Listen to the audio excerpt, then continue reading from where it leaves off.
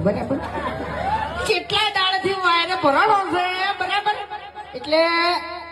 આપણે તો તમને ખબર છે ને કે આ બંકો ઠેઠથી હાથનો છૂટો છે બરાબર અને ગમે એમાં ભમાયા વગર રહેતો નહીં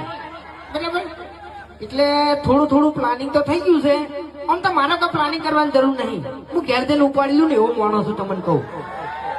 પણ એનો ભલે સ્કોર્પિયો લાયો પણ ખરેખર આ બંકો છે ને અલ્ટો લઈને એને નાવું લાવે ને તો મારો નામ બંકો નહીં આમ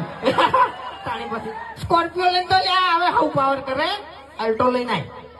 અલ્ટો લઈને ખાલી તારી તાકાત હોય તો અને એનો આટલામાં જ થયું આપણે જ છે આપણે કોઈ આનું નામ લેવું નહીં બરાબર એને વટથી ઓઢી લીધું છે બરાબર એટલે આપણે કોઈ કહેવું નહીં એમ હું ઘેર જાય ને ઘેર એટલે એનો ટણી કરશે આમ બરોબર ની ટણી કરશે પોકવાની દે પણ